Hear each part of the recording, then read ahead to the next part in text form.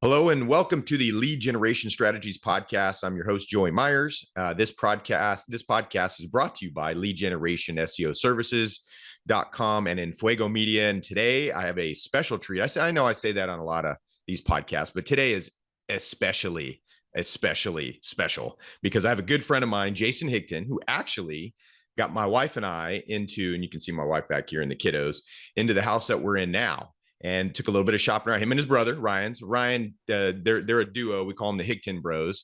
And Ryan tends to work with more of the contractor side of things and the fix up. And what was great about our thing was that we found a house that was, I think it was vacant for like 6 months. The owner. Is that what it was? I don't remember, but I know there was some good aspect to getting you in there. That's for sure. Yeah. And so we were able to do an not live-in reno, which we had done in our old house, a live-in reno, which is a complete nightmare. Yeah. And so the Higton Bros were able to find us an awesome place and everything. Kind of the rest is history. So first, I want to welcome you to the show, Mr. Jason. Thanks for having me. Look forward to talking about our baseball swings here today. Wait a minute. Is this the baseball swing podcast? I do have one of those, actually. I do have one. Gotcha. It was funny. We got to spend a little bit of time this summer doing some all-star stuff too with his son, Kyle. So yeah, we have a good relation. We went to high school together and all that good stuff. So I'm kind of sandwiched between Jason, who is a year older than me, and Ryan, who is a year younger than me. So it was cool. We got surrounded by Higtons. So first start with, so you're with Realty Concepts in Fresno, California. So talk about, you bring a unique perspective here because you're not just a realtor. You guys aren't just realtors. You guys are investors as well. So talk about, what you guys do on a high level over there at Realty Concepts and outside of that with the Higton Bros. My day in and day out job is selling homes, residentially, resale to people like you and Tiffany. But the biggest thing for me is having multiple income streams. And so, yeah, we do invest. We've been able to invest over the last 10 years, and mostly it's been in just single family residences. We've seen those grow, and it's been an incredible last 10 years for single family residential in Fresno specifically. We only have invested in Fresno. With that said, we also flip homes. Like we were able to kind of do a flip to suit, just minimally speaking for you guys. We don't do that very often. Right. And honestly, now there's really not that many flippable homes because the market has gone up in such a dramatic increase. And we don't do a whole lot of marketing specific to our flipping side. But also we've gotten into, in the last, let's say 2 years, we've really been going fairly well with the Airbnb short-term rental side of things. That's been an interesting part of our business, another kind of income stream to augment resale, to augment investment with long-term tenants. And then now to have kind of the short-term side is a pretty cool thing. And then last but not least, we also are in the property management space as well. We just recently purchased a longtime manager's book of business here in Fresno called David Parker Properties. Great, very niche, high quality property management book. So those 4 things kind of make up what we're doing. But my day in, day out bread and butter is selling homes to families and doing trust sales and probates and whatever anybody wants to give us on the sales side, we will do. I love it. Now, chicken before the egg. 10 years ago, was it the realtor side that started, or was it the investor side, or was it kind of at the same time? Good question. Investment side started first. We had some money that we wanted to invest in. We didn't quite know what to do. I was selling orthopedics for a company called DePuy. I was in surgery every day selling total knees and total hips to orthopedic surgeons. And my brother tells me, he's like, "Oh, I'm going to flip a house." I'm like, okay. And so he flips this house, and he worked all summer. He was a teacher in Fireball. He worked all summer. He was, doing the demo and really hands-on. I put some money into that. We made a little money. We turned it again. We did it again. And at some point he goes, "I'm going to stop teaching and I'm going to get my real estate license and I'm going to go to work at Realty Concepts." And I was like, That's the stupidest thing I've ever heard. I was like, that is not a smart idea. And here we are. That was maybe 2009, 2010, Hmm. and 12 years later. I've been doing this about 7 years. So it took me a little while to make the jump from orthopedic sales to this, but yeah, investment first, and then kind of into that real estate side. Yeah, and I like you telling your story, and I appreciate you sharing that. And it's cool. I've always told you and Ryan that, and Dad's involved in this too. So this is like a family ordeal, which I love and I respect. And I talked to my brother about it, my dad about it. At some point, we can get together on something like this, or whatever it would be in the real estate side, or buying a property that is like a Wonder Valley type thing, where you're Okay. running. We have some family up in the Bay Area, or kind of outside the Bay Area, that bought a golf course and has a Hmm. restaurant on property, and they do weddings there. And just kind of a cool, it's a Hallmark thing, right? Yeah, Every interesting. freaking movie that this one right here, my wife Yeah. watches on Hallmark, seems to, they buy some property that has a golf course on it, has a restaurant, and then there's two people that meet, they fall in, they literally run into each other, they don't know each other, and then Yeah. they hate each other at first, and then they love each other, and that's a I've seen a couple. Yeah. happy. What golf course is that? Good question. I'm not as versed. Oh, I It's know it's you're in the golf guy. it's You're in the Bay Area though. it's like outside. Okay. It's like kind of outskirts Bay Area. So my that part of my family lives like Martinez. It could Okay. be like Stockton. We have some family in Stockton. It could be somewhere up there, Yeah, Delta. interesting. I can't remember the name of it though. But it wasn't. I don't think, I didn't hear of the name before they mentioned it. But it was kind of a cool thing. And so I think it's one of my older cousins. He's up there on a tractor, not a tractor, but ride on lawnmower, and he's cutting Hmm. the grass and just loving it, just loving being outdoors and that kind of thing. So Yeah. anyway, you're going in as a family, whether it's real estate or whatever, it's kind of cool to get the dudes together and doing Yep. stuff. And of course the wife's, makes for a good family affair. When was it? So Ryan got started on the investing side. Did he go into any kind of courses or have a mentor at the beginning? Was there anybody that, or did he just go, you know what, let's just do this, we got it? Yeah, I mean, really, in those days, I think the margins were certainly such that you could, make some mistakes and be okay. But he Mm-hmm. was willing to go really slow on it, Mm-hmm. and we were working with cash, so we weren't working like on any sort of note with anybody, and so we had the time, and we just took our time on the first few. And really, what it comes down to is having a good contractor. We've Mm-hmm. had multiple over the years, but if you have a good contractor, you can get anything done. Mm-hmm. Is really what it comes down to. I mean, and managing those costs, and because we don't pay for our money on a high level, Mm-hmm. we were willing to kind of go slow, make some mistakes, and maybe not make as much as the next person, but Mm-hmm. enjoy the process. Right. So Yeah. Just learning. Basically, absolutely, yeah, it's an education, right? You're, whether you pull even or you lose a little bit, or you make some. And plus, you yep, came in right at almost the best time, because I was almost on my way out, because I'd been in 2005, I think, is when I got my realtor's license. It was right when gotcha. Tiff and I went and studied abroad. I came back, I caught the entrepreneurial bug, finished my degree in criminology, which I never really did anything with, and then got into real estate, started working for Terrence Frazier, doing the flipping auction stuff, and then that kind of thing. And I was working for Steve Hosey on the realtor side. And yeah, so I mean, and we invested in some properties, we lost our butt on some properties, we made some money on some properties, so it's probably about an even thing, maybe just a little bit more on the loss side. But 2008 is when I kind of exited out, and I was really getting into the digital marketing side of things and building websites, and doing the marketing. I really love that side of business. And you guys were coming right in on it. Right. You guys have come out of a kind of a dark or blemish time in the real estate world, and you've been in it for over 10 years, about a little over 10 years now. Yep. So looking at the current rate hikes and things, which are amazing. I had another podcast with the note guy, right? We Hmm. mentioned it off call, or off the Hmm. recording. And I mentioned to him, I was like, man, that is a bold move, right? 45 days before an election, the Fed's hiking rates. So Yeah. what do you see happening? Is it going to change you guys' strategy? You talked about short-term rentals. Is that going to be a little bit more of a mainstay with these rate hikes? Yeah, so to kind of hit the first question, which is kind of like based on sales and rates and buyer mentality, let's call it, Mm-hmm. from March of this year until now, complete 180-degree turn. March we had tens and tens of people coming through each listing, Mm. maybe even 10 or more offers on each listing. Mm-hmm. They were priced, maybe what the best comp was before that house was on the market. Mm-hmm. And then, so those March houses were listed in March. They were sold in April or May, let's say. And then those May listings kind of listed really high because it was a comparable. And then come June and July, it was a complete different market.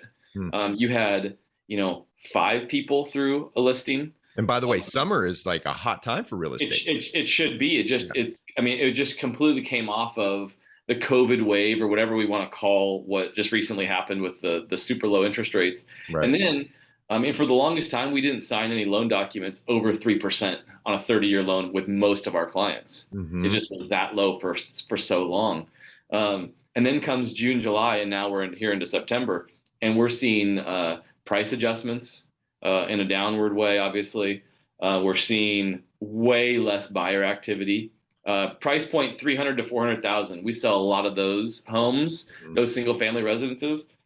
And I'm telling you right now, those should be getting pounded by buyers. Mm. And we had a listing that was $370,000 and we had, 4 people through in 2 weeks.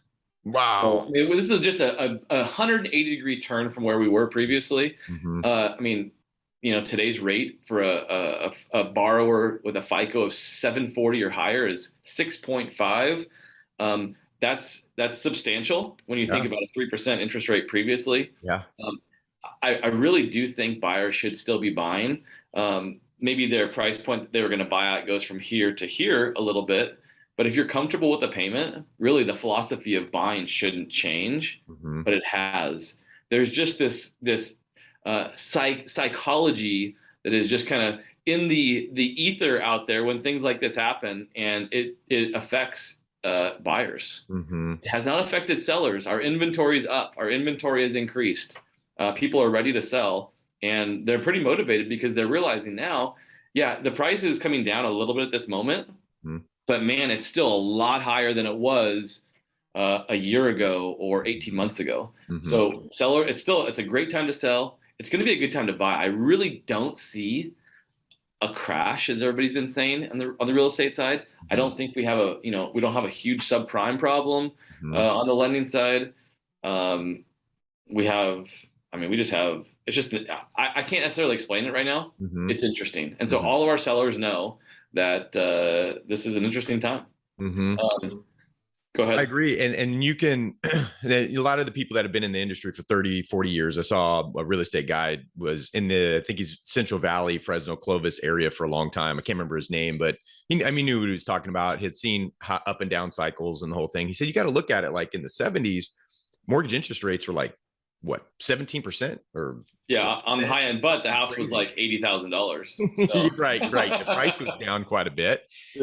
But the interest rates were pretty high. They were almost, I wouldn't even say almost credit card-ish now because credit card rates are super high. But you have to look at it from the outside. And then, like you said, over the past year, prices have really, really climbed. So, you're not buying when they're buying. Yeah, it might drop a little bit, but it's like you said, no subprime issue. In this time around, like in 2008, little bit different feel with the inflation going on. So maybe that's going to add a little different flavor. But I agree with you. I don't think, and then that's what I'm hearing consensus wise from other realtors from around the nation.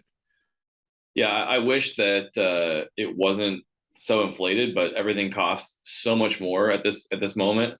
But I do see this kind of being the lowest the prices are going to go. I think the real estate is going to continue to be a great investment for homeowners, for investors, and for anybody who wants something, to diversify their portfolio. So what's great about you guys' model is that it's not just the realtor side. You said it's your bread and butter. That's where you kind of network and you fill your pipeline with buyers or the listing. The listings were the hot commodity. It was people were just trying to find listings around the country. But you got the investor standpoint. So with the rate hikes in this sense, how does that change? Does that change your strategy or kind of the same on that side? No, we've actually had a few flips. So we've kind of right when we get tired of one thing, like if I get tired of dealing with people like you, I go to the next thing. And so we've been putting some time and energy into our property management. We've been putting some Mhm. time and energy into our short-term rentals. Mhm. Haven't been putting as much energy into the long-term side, just because we have, I mean, there's no vacancies in anything we have, and we're not big by any stretch. We might have, I don't know, maybe we have 20 doors total, Mhm. right? But for, a group of three, it's a nice little, we make a decent living off of it. Mhm. With that said, the short-term rentals, uh, let's say 18 months ago, a year ago, I'm talking an incredible investment, Mm. like 3 to 4 times what you would see on a monthly basis, net proceeds versus a long-term rental on the same short-term. I'm sorry, on the same single-family residence. Wow. 3 to 4 times. Mhm. Sadly, in the last probably 3 to 4 months, kind of about the same time, everything kind of started just kind of coming over that hill. Mhm. We've seen less guests traveling. I don't know if it's the gas prices. I mean, and Mhm. granted, gas prices aren't the biggest deal, but when you just add everything in regards to price, Groceries, yeah, it's one living. thing people aren't doing. Mhm. Whereas during COVID, people were traveling like crazy Mhm. and using only Airbnbs because they were maybe scared to go to a hotel. Yeah. And we had probably 98% occupancy for a long time on all of our short-term rentals. Mhm. And now we're probably in the 50 to 60th percentile Mm. on occupancy during a given month. Mhm. So, although I would love to say, yeah, let's just really focus on that, it's kind of in a little bit of a tizzy as well. Mhm. But the interesting thing, and if you don't mind, I'll talk about this just for a second. But Yep. the short-term rental versus a long-term rental, you have the property manager over here saying, you should only do long-term, and then you have, an Airbnb guest or super host that says you should only do short-term, right? Mhm. We have found that short-term rentals, the property, if you're the landlord, if you're the owner, the property stays in substantially better shape Mm. on the short-term rental side. So if you're even close to breaking even on a short-term and a long-term, do a short-term. Yes, you have to furnish it. Yes, it's a hotel. Yes, you have to have all the stuff in it. Mhm. And you want to, put out a good product for your guests because they come on a nightly basis. Mhm. But the property is continually being turned and taken care of.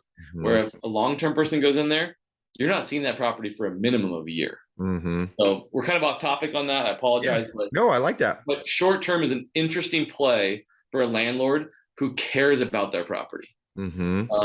Not necessarily, we don't necessarily care deeply or have like emotions tied to our properties, Mhm. but we like to keep our stuff nice, Yeah. and it certainly stays nicer on the short term side. Well, it's less spend over the long term, right? When it's all said and done, if you got that constant turnover and things like that. And one of the things I was taught back in the day by another veteran, 30-year, 40-year veteran, real estate veteran, is did a lot. I think he property managed at the time, maybe 50 plus properties, I think. And he said the one thing he said, you put in your contract, it's got to be for everybody because you can't discriminate, obviously.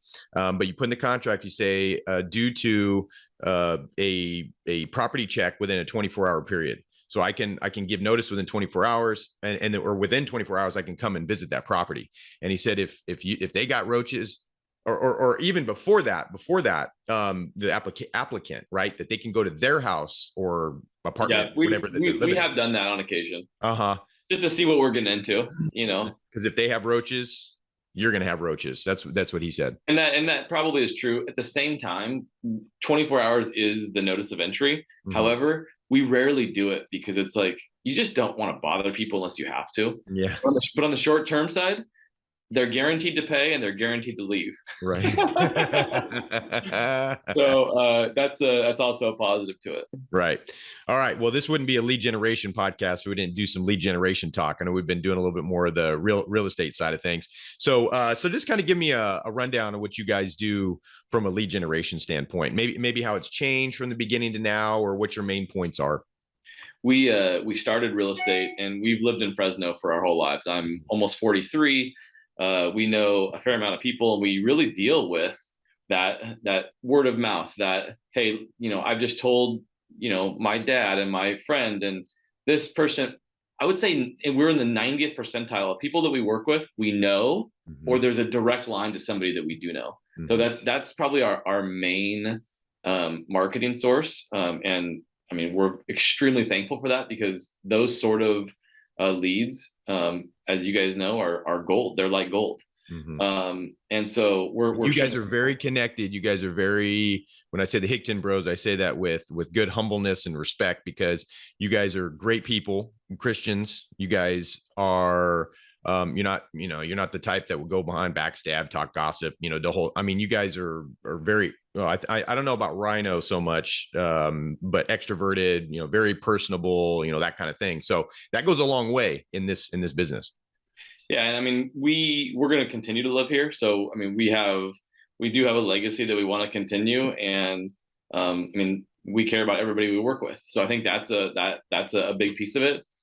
We have done multiple other digital marketing type things over the years. So we started out in that referral only sort of, let's call it, space. And then at some point we were doing about 50 transactions a year, and we pretty much we've stayed at that 50 transaction a year level for about 8 years. Super blessed to do that amount. It suits us very well. That's mostly referral, right? Those 50 is that average? I mean, there's occasionally there's a different source for different ones, but in regards to like marketing or lead generation, in regards to digital kind of stuff, we worked with a company called Curator. I don't know if you've heard of it, specific to real estate, and we went pretty hard for a year with Curator. What that did was we did all kinds of Facebook type of stuff. We did Google stuff. We did I forget what the other thing was called. YouTube? No, we've done some videos. Something outside of Curator. Yeah, it had to do with like if you walked into a business, we got the phone number. Anyway, some stuff that was kind of outside of our scope of comfort level. And like text message marketing or something like that. Yeah, there was some stuff like that we did. And it just didn't fit us quite as well. A lot of the leads that we were getting just seemed to be, really cold to maybe not even that great. And so we kind of stopped that about after a year, and then really kind of just went back into the referral side. And then probably about 3 years ago, I became an endorsed local provider for Dave Ramsey. I don't know if you know who Dave Ramsey is. He has 23 million listeners every day, and he's a no debt money guy. And real estate's very close to his heart. So I represent Dave Ramsey here in Fresno, along with another number of other realtors. But I get his leads that he gets, and we pay for those leads. And how are those quality? How's the quality of those? The quality of those leads are honestly, they've gone down a little bit in the last year, but the first 2 years I was involved, incredibly consistent and really good leads. I mean, people who were Dave's fans, a lot of people who were believers, a lot of people, I mean, just really, really great people, because they trust this Dave Ramsey guy so much. I think they've kind of gone out of their little comfort zone.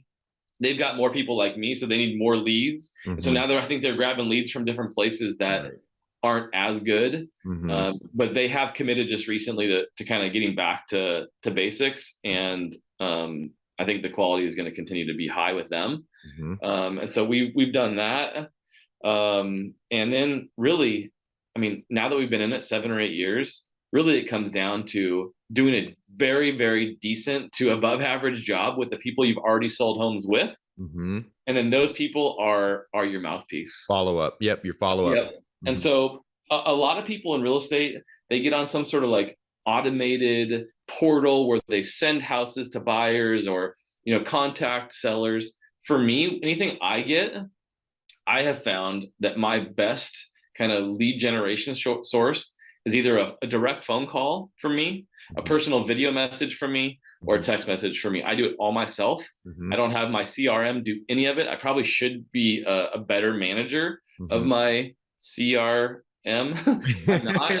I'm not. I have, it's in there. It's stacked, but I personally do it, and I feel like I have better conversion rate when I personally am touching that person, not Right. touching, but touching. Yeah. Figuratively speaking, of course. Figuratively speaking. Thank Or you. it's a pat on the back. Yeah, exactly. Well, and that is the essence of converting leads, is the more personal you can make it. And you're talking about that's 100% super personal. Two, being able to scale, but scale to the point of where you keep somewhat of a personal touch with it, but it doesn't seem cold, Right. where you're, this is Jason just sending me a text message. His virtual assistant or his Right. in-person assistant probably just sent that to me, Right. whereas you send a video message or a text, and it's unique. You use their name, maybe Absolutely. a pet name, Yeah. that kind of thing. It's gonna make a difference in the conversion. Yeah, I spend probably 2 hours every week on one morning. It's usually a Monday or Friday morning, Mm-hmm. and I'll do personal video messages to either old clients, but mostly to new prospects, Mm-hmm. and they're pretty well received. And honestly, I call it well received, even if they tell me, "Oh, hey, I'm already working with somebody else." Mm-hmm. It's like, "Hey, at least I'm maybe now on deck, or I'm runner up to something." We're never offended by somebody using another realtor because Mm-hmm. there's so many of us out there. Right. If you did get offended, then this is not the job for you. Right. And honestly, that's why we were thankful to work with you guys, because I mean, 400 realtors, and so honestly, thank you for doing that. Yeah. It's a Higton Bros, man. It's a Higton Bros. That was very kind, and I think we hadn't been in touch in quite some time, but I think maybe you or Tiffany saw us on Facebook or something, and that's how it happened there. So. Yeah. No, I agree. No, and I appreciate you sharing that. And the Dave Ramsey thing, I think, will help some other realtors that are listening on this call, or other investors or whatever. So I appreciate your time today, but to be respectful of your time, I didn't want to go too much over, because we got kiddos in school, and I don't know if you're doing the pickups, but Well, we have 3 kids that are playing 2 sports apiece, so it is a activity filled afternoon every day. it's like a double day every day. It is. But at least the scenery changes, the ages Yeah. change. What's Kyle doing right now? He's not playing, or is he playing fall ball? No, he's not. He's Soccer? playing soccer Okay. only.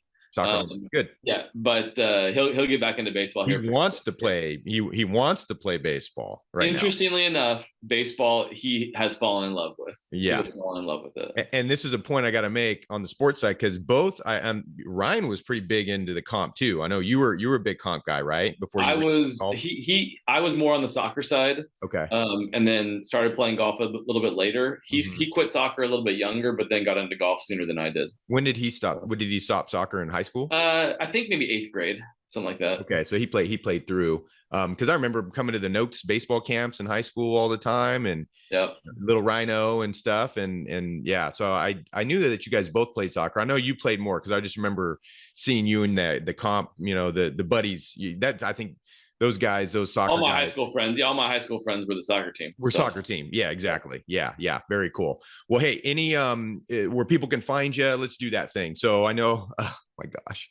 I gotta wipe a tear from my eye, because in the what Jason had to fill out to schedule this session, one of the questions is, what's your LinkedIn profile that you want us to put on the thing, and he said, no clue, LOL. Where can people find you? We are not the digital masters. However, you can find us on Facebook under the Higton Bros. You can find us at thehigtonbros.com or realtyconcepts.com. And that's Higton, like Hig. Correct. Son. Yeah. Correct. Thank you. Yeah. Thanks for having me. Love talking with you, especially in a format like this. Yeah, me too, brother. Yeah. Thanks again for coming on, making the time. You bet. Look forward to doing it again. All right. Hey, hold on real quick. Let me shut down the